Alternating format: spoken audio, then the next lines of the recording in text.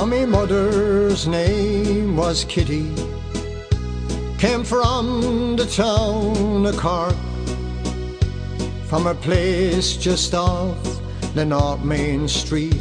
They had long ago's been knocked before she took me father's hand.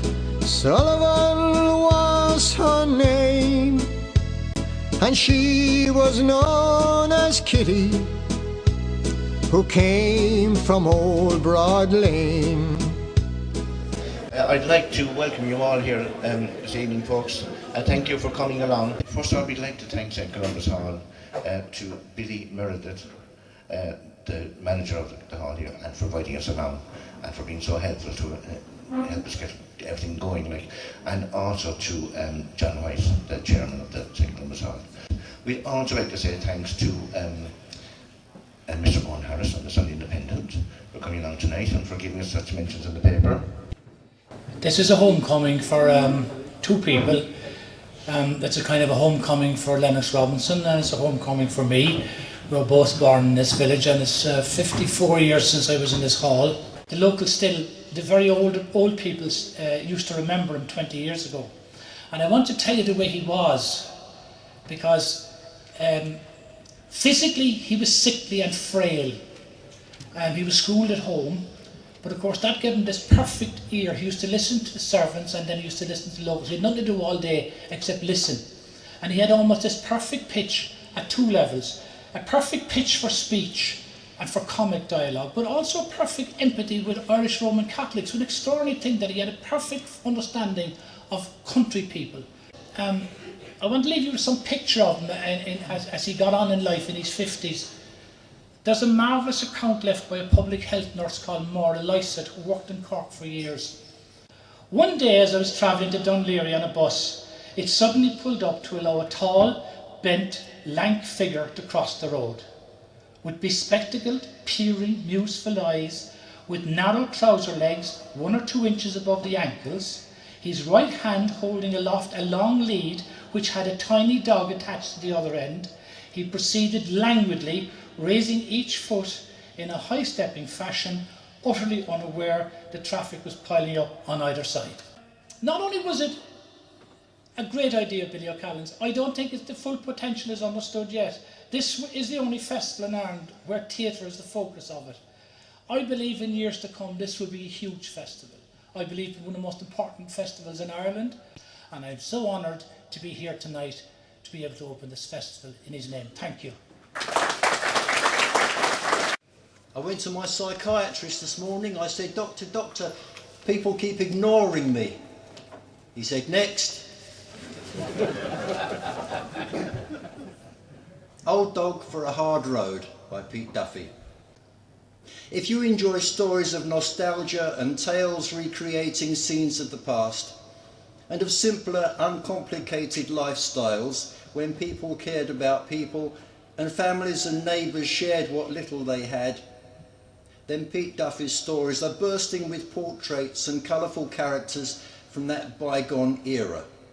Between each story, he has written some very strong and meaningful poetry, words that would make you think, rhymes to contemplate.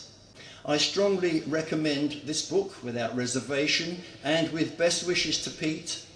And with great pleasure, I'm pleased to announce that Old Dog for the Hard Road by Pete Duffy is now officially launched. I feel humbled to see so many people here tonight. I want to thank you all from the bottom of my heart.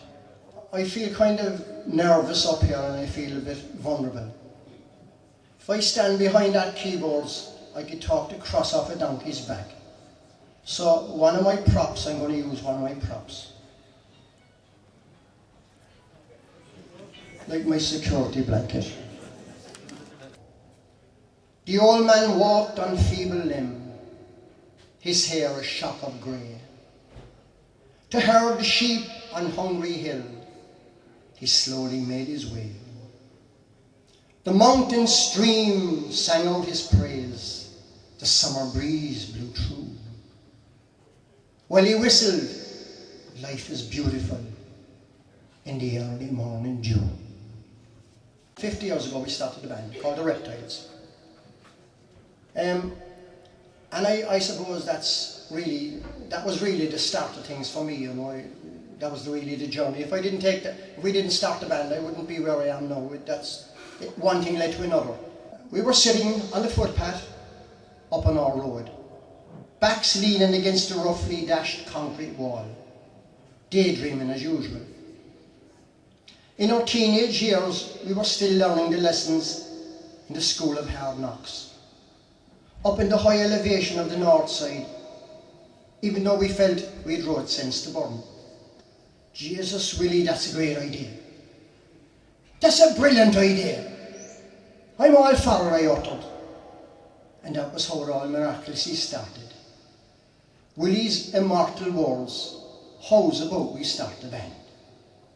One outstanding advantage for us was we could sing. At least we thought we could. I'll be forever grateful for the steep hills leading up to the north side of Cork City.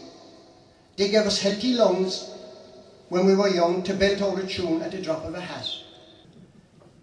It took a while for a semblance of social order, and then only when Willie blasphemously insisted on taking the responsibility of leader and donning the alpha hat.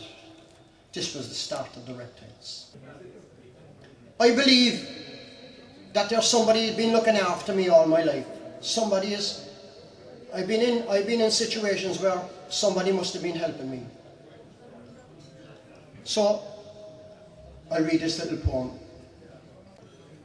There's an angel on my shoulder who helps to keep me strong, who's always there to share a helping hand. When I'm grumpy or disgruntled, or just mad when something's wrong, she will calm me by opening love's door. And when I see misfortune or someone down in luck, like a ship that tossed upon the rugged shore, she helps me show compassion, reach out a helping hand. There's an angel on my shoulder, this I'm sure. And in Patrick Street you can hear the trams travel through the rain, as Father Matthew's statue try to help us to abstain.